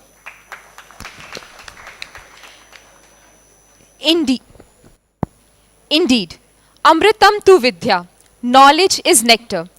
Thank you, sir, for enlightening us all. We now request Dr. Santosh Patil, Associate Professor, to present a memento to Dr. Kulkarni.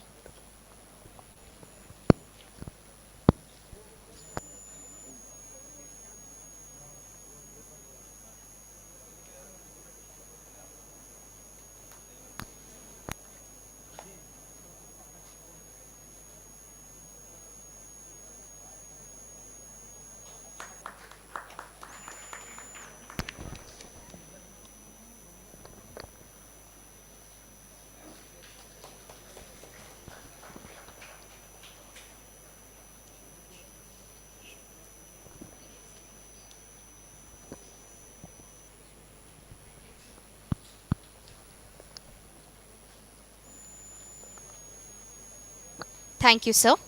I would now like to request Dr. Purushottam Giri, Secretary General IAPSM, to grace the stage with his presence and present a few words to the delegates. I know it's a high time to lunch, of course, but I will finish within a 1 minute 52 seconds. You just see. Respected dignitaries on the dais, off the dais, senior teachers, my colleagues and dear delegates.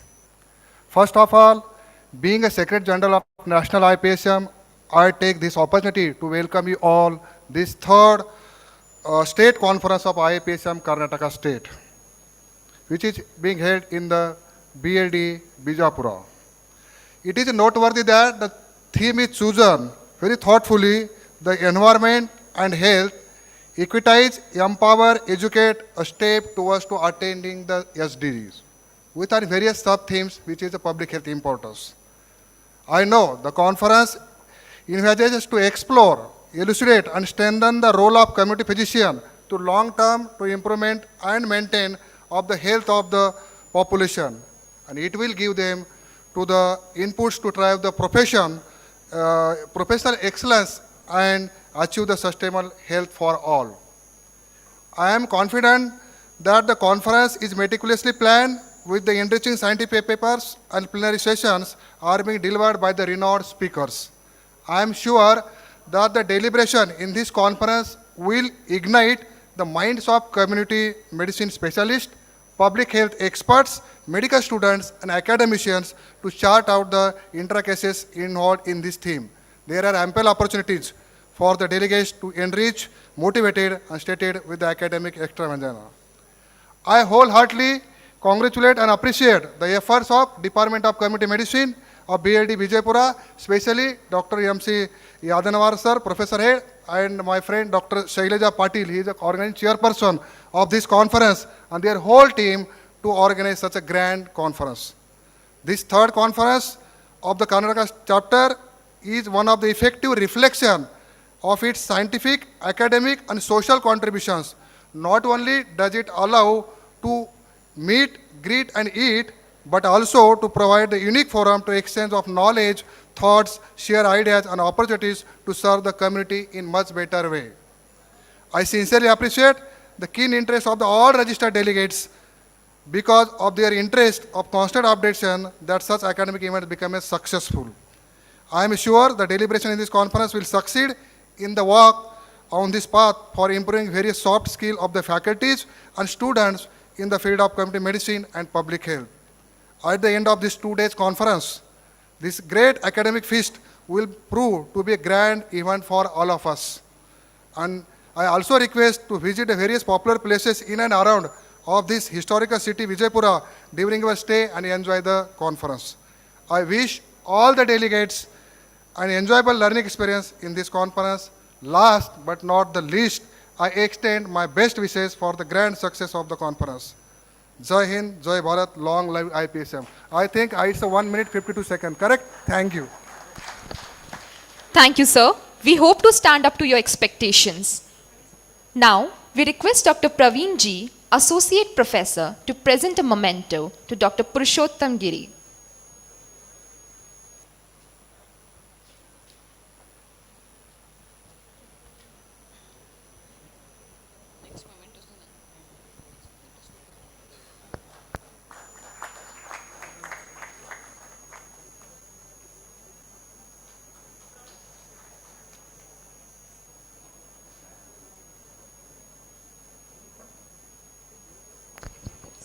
Thank you, sir. Now, I would like to invite Dr. MC Adwanwar, Professor and Head, Department of Community Medicine and Organizing Co-Chairperson, IAPSM Conference, to present a memento to Professor D. Prabhakaran, Executive Director, CCDC, New Delhi.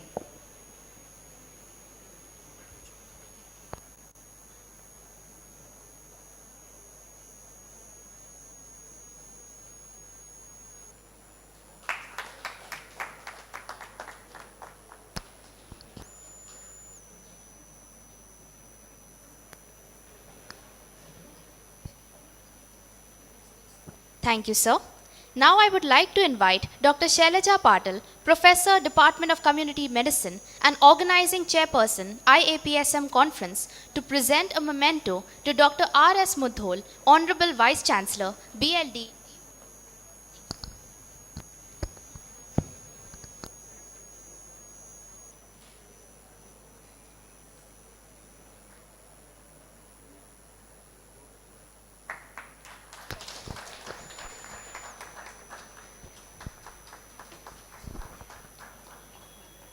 Thank you, ma'am. Now, I would like to invite Dr. Chandrika Dodihal, Associate Professor, Department of Community Medicine, to present a memento to Dr. Arun C. Inamdar, Honorable Pro Vice Chancellor, BLDE deemed to be University.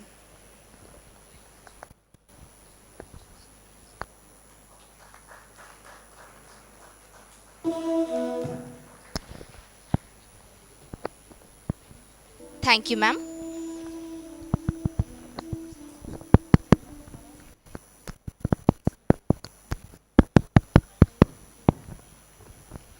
Thank you, ma'am. Now I would like to invite Dr. Sandeep Y, Assistant Professor, to present a memento to Dr. Vinay M, Secretary State, IAPSM.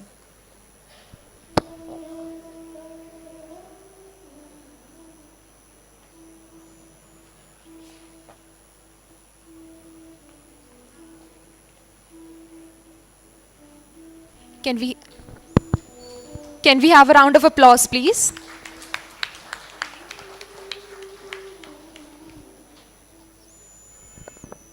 Thank you, sir.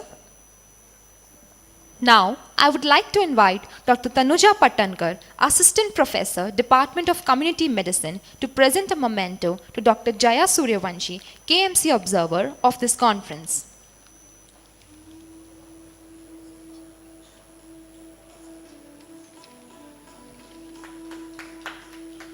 Round of applause, please.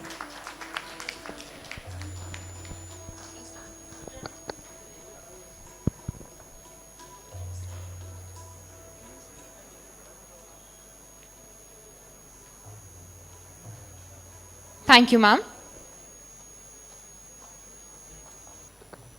We now would like to invite Dr. R.S. Mudhol, Honorable Vice Chancellor, BLDE deemed to be University, to deliver the presidential address.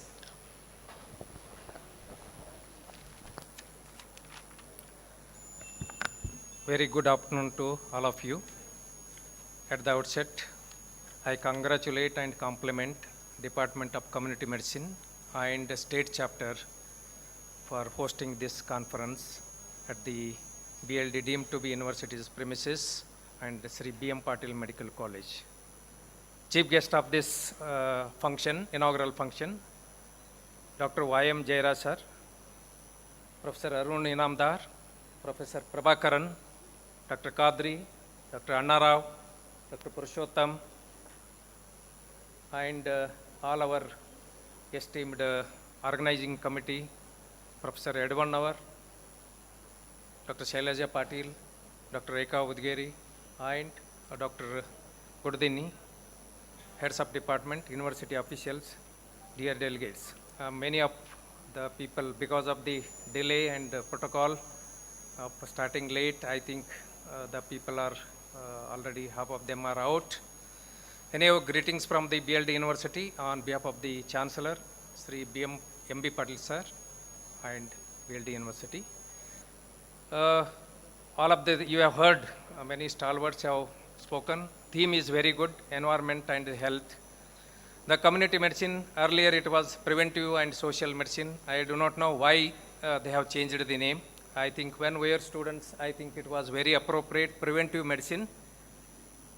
Patient should not come to the hospital, or one should not become the patient. That was the concept. Social medicine. What are the social problems and what are the social things to be helped for the to have good health? That was the concept. And now community medicine, I think stalwarts are there, all heads of department. Community medicine, we have seen many the heads of department have become principals in many medical colleges. That is our observation. Many people have become in the WHO officers. Many people have become INISHAP people and also in the ICMR.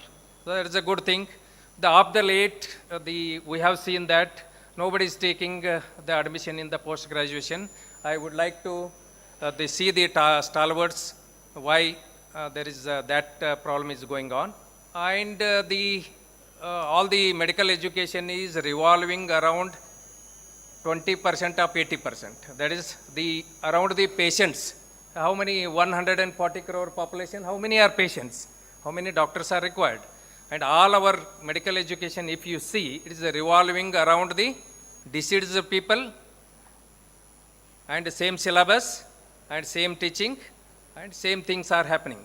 And not to have this 20% also, you take care of that. We'll have only healthy consultation, healthy people, except emergency. Some heart attack occurs, something has to be there.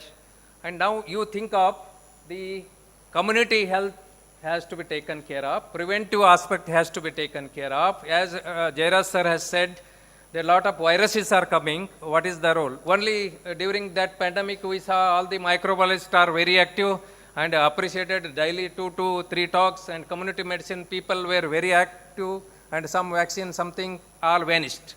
Now today, nobody remembers. Rather we pat our back that how many people have served this, that and all. Sustainable, what is sustainable? Are those efforts are sustainable? Or healthy things are sustainable? Environment, what is happening?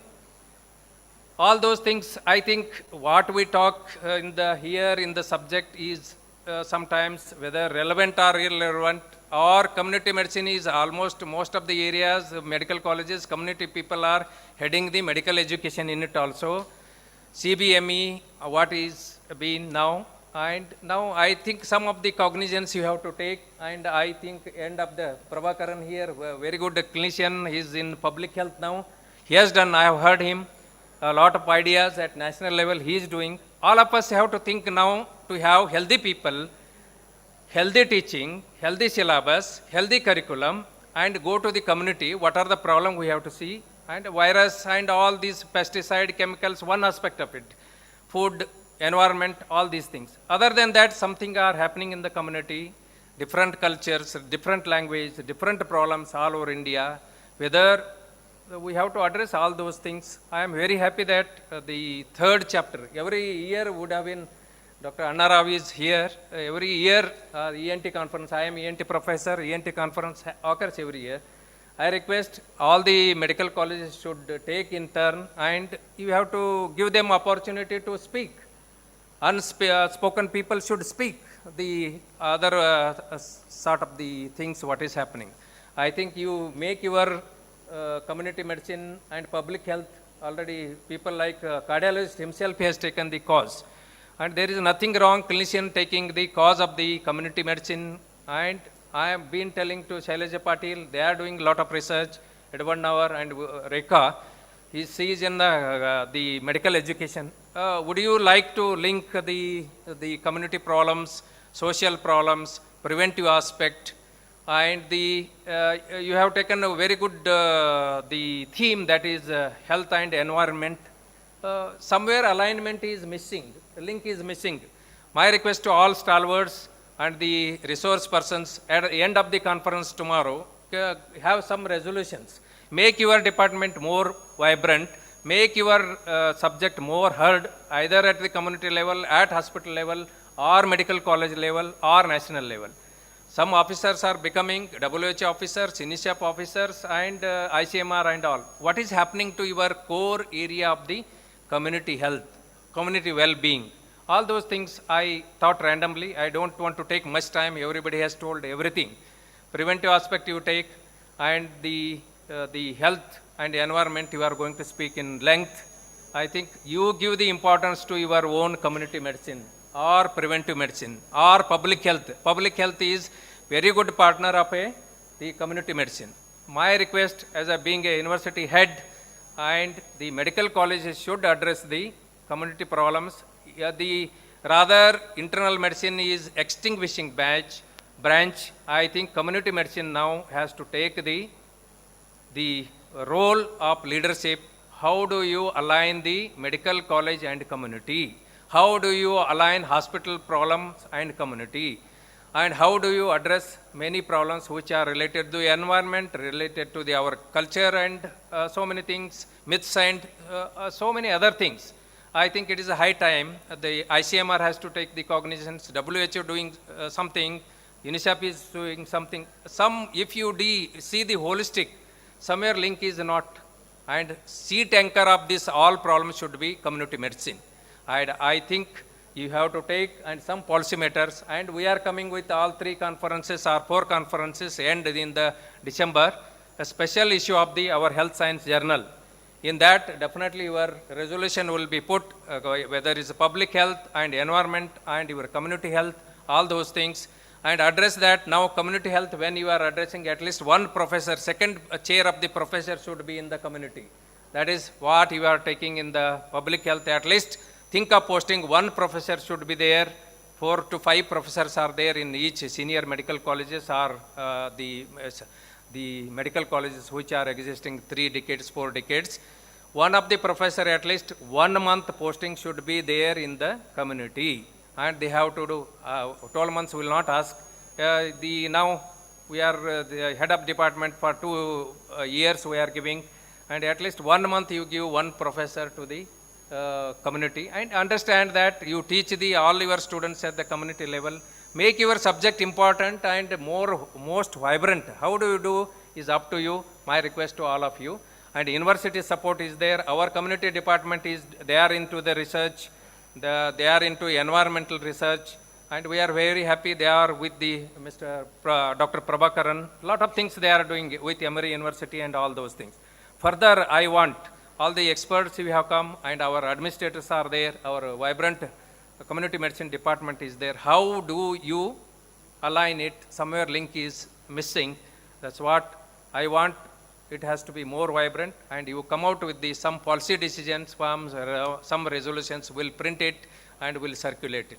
Once again, I thank all the organizers giving me the opportunity to preside over this function, and I thank all the people who have come from all over the state, delegates and the resource persons, especially the national president, state president, and Dr. Purushottam, and everybody.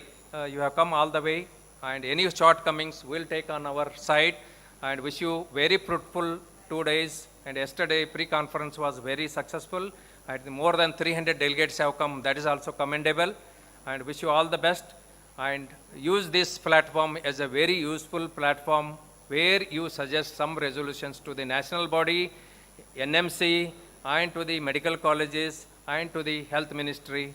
That would go in a long way. Wish you all the best. Thank you, one and all. Thank you, sir. We now will invite Dr. Rekha Udgiri, Professor, Department of Community Medicine and Organizing Secretary, to propose the vote of thanks. Ellarigu namaskara. Respected dignitaries on the dais and off the dais. Today, I stand on the behalf of organizing committee with a deep sense of gratitude to propose a vote of thanks. First and foremost, we would like to express our sincere appreciation to our Honorable Chancellor, Shri M.B. Patil, sir. We are truly grateful for your support and encouragement. Thank you, sir. I extend my sincere gratitude to our esteemed chief guest of today's event, Honorable Pro-Chancellor, Dr. Y.M. Jayaraj, for his unwavering support and encouragement. Thank you, sir. I also thank Dr. Zellim Tafsi, Chief UNICEF Field Office, Hyderabad, for his joining virtually despite of his busy schedule, and your presence was appreciated. Thank you, sir. Our gratitude also goes to the office bearers of IAPSM, Dr. A.M. Khadri, National President, Dr. Anand G. Kulkarni, National President-elect and IAPSM State Chapter, and Dr. Harivansh Chopra, immediate past President, Dr. Purushottam Giri, National Secretary General, and Dr. Vinay M. Secretary, IAPSM State Chapter. Thank you for all your guidance and invaluable inputs throughout this journey, sir. Thank you all of you. We are thankful to our Honorable Vice Chancellor, Dr. R.S. Mudro, sir, for presiding over the today function. We are also thankful for his untiring support and guidance. Thank you, sir. Our heartfelt thanks to the Honorable Pro Vice Chancellor, Dr. Arun Inamdar, for his constant support. Thank you, sir. A special mention goes to the Registrar, Dr. R.V. Kulkarni, for facilitating the administrative approval and ensuring the smooth organization of this event. Thank you, sir. Our gratitude extends to Dr. Arvind Patil, Dean Faculty of Medicine and Principal, for his continuous support and encouragement. Thank you, sir. We also acknowledge the contribution of Dr. S.V. Patil, Dean of Allied Health Science, Dr. Rajesh Honnatigi, Medical Superintendent, Dr. M.B. Patil, Vice Principal Clinical, and Dr. Sumangla Patil, Vice Principal Pre-Paraclinical, for their dedicated support. Thank you all.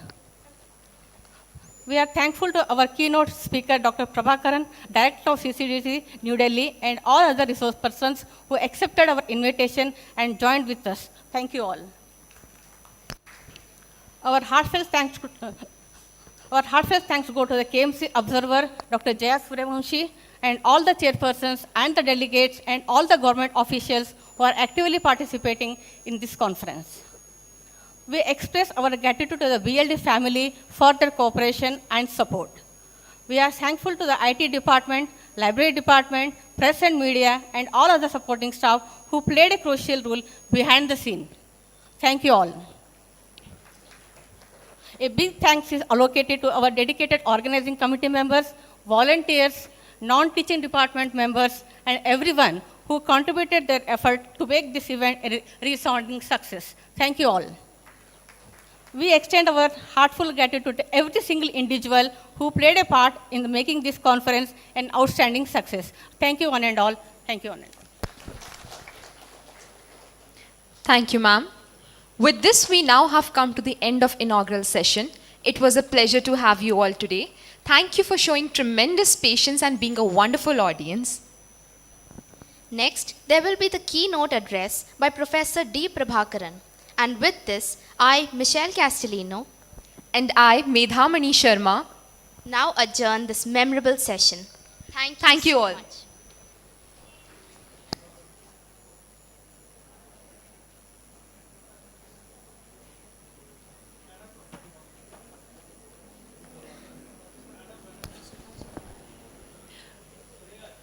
I would like to hand over the further proceedings to Dr. Siddhiling Talikoti. Over to you, sir.